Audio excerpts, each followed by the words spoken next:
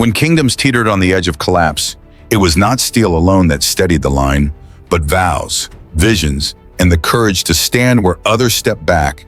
And in the late medieval world, woven from pilgrim roads, sieges, and disputed crowns, four figures emerged as living banners of endurance, remembered not only for victories won on battlefields, but for the stories that outlived the clash of arms: Santiago, Nuno, Richard, and John. In Iberia, across the dust and thunder of the Reconquista, men spurred their horses with a cry that seemed to summon thunder from the sky. Santiago, y Sierra, España, a battle shout that carried more weight than lances and more fire than the torches in their hands. For in legend it was believed that the Apostle James himself, Santiago, would appear when the line wavered, a rider in shining white astride a charger, carrying a banner with a crimson cross that cut through smoke and terror alike. His presence rallying soldiers at the edge of collapse. Pilgrims who trudged across Europe toward Compostela carried the scallop shell, the emblem of his shrine, on their cloaks, and their footsteps were like an endless heartbeat upon the roads of Christendom, turning prayer into a force as real as any levy of knights. Compostela was more than a church. It was a war drum you could walk toward, a road of faith that steadied the weary and hardened the wavering. And though historians argue over the details of the Battle of Clavijo, or whether Santiago's miraculous charges belong to the realm of vision more than fact, no one doubted that the pilgrimage itself shaped hearts and nations, for armies run on grain and steel, but peoples run on the stories they tell themselves. And Santiago's story kept a frontier awake when slumber meant. And south of that frontier in Portugal, where dynastic crisis threatened to drown the young nation in the ambitions of Castile, a young commander stepped into the storm, tightening his gauntlet as thunder rolled above Lisbon and tucking beneath his armor a Carmelite scapular that whispered of vows deeper than politics. Nuno Álvares Pereira, a nobleman who rose to become constable of Portugal, equal parts hammer and architect of survival. At Adoleiros, he stood firm with infantry squares bristling with pikes, daring charging cavalry to break themselves like waves upon rock. And there he proved that discipline and foresight could humble even the proudest knights. At Aljubarrota, his genius reached its height, for he dug trenches, fixed stakes, lured a larger army into ground that hated them, and when the dust settled, Portugal had secured not merely a battle but its very independence, the crown safeguarded for generations.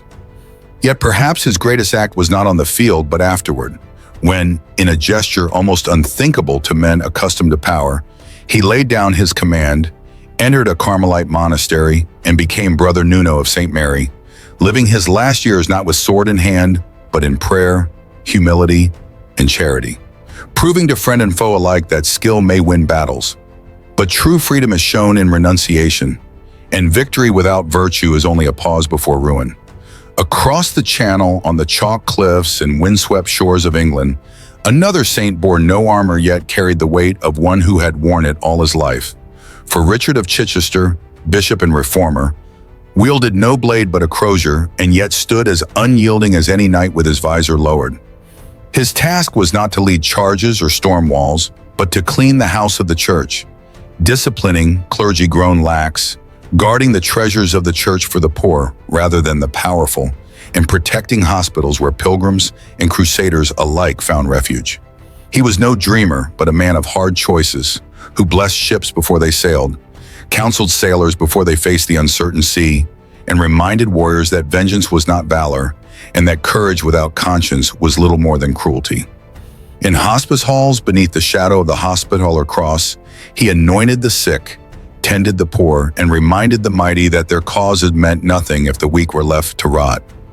Worn down by travel and the burdens of care, he died at Dover in 1253, far from ease or comfort, leaving behind not monuments of stone, but a simple prayer that outlasted him: to see God more clearly, love him more dearly, follow him more nearly, day by day. If armies require treasurers and quartermasters to keep their cause supplied, then souls require shepherds like Richard to keep their cause clean. For without him, the banners of faith might have been soaked in rot instead of righteousness. And then, into the smoke of the 100 Years' War, Into the nightmare of a France bleeding out and a crown reduced to rumor came Jeanne, Joan of Arc, a peasant girl of Domremy, only 17 when she heard voices. Saint Michael, Saint Catherine. Margaret, calling her not to safety but to peril, not to anonymity but to destiny. She asked for armor and a chance, and against all reason, she was given both. At Orleans, she did not draw a sword but carried a banner painted with the names of Jesus and Mary, and with it she gave back to men what strategy and steel had failed to supply. Belief. Soldiers who had known only retreat found themselves advancing, scaling bastions, storming walls, and in a week's time the city that had seemed doomed breathed free again. Wounded, she returned to the fight undaunted, and within months she led her kingless country to Rheims, dragging a weary and battered crown to the cathedral where Charles VII received the anointing that made his claim real. And though she stood exhausted beside him, it was her fire that had rekindled the realm. Yet betrayal waited at Compiègne, where the gates slammed shut, where she was torn from her horse, sold to enemies who feared her more for what she meant than for what she had done. And in the trial that followed, she faced judges who demanded recantation, safety in exchange for surrender. But she refused to betray the voices she believed were sent from God. And so they bound her, tied her to the stake, and lit the fire, thinking that by burning the body they could erase the meaning. But they couldn't, for the story endured, carried in whispers and chronicles, vindicated years later when her name was cleared, exalted centuries later when her banner unfurled again at her canonization. Proof that while bodies may burn, belief cannot. Santiago, Nuno, Richard, and John, each in their own way, carried the banner of the saints into the heart of battle, some with swords, some with reforms, some with prayers, and some with visions.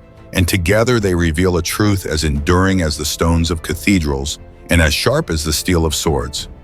Armies fight with steel, but nations survive on spirit. Santiago teaches courage when eyes search the horizon for hope. Nuno shows that victory without virtue is only a pause. Richard keeps the cause clean when corruption gnaws at its heart. And Jeanne reminds kings what crowns are for. And because they lived and fought and prayed and endured, the line held. And faith outlasted fire, siege, and storm, burning like a flame that no darkness could extinguish.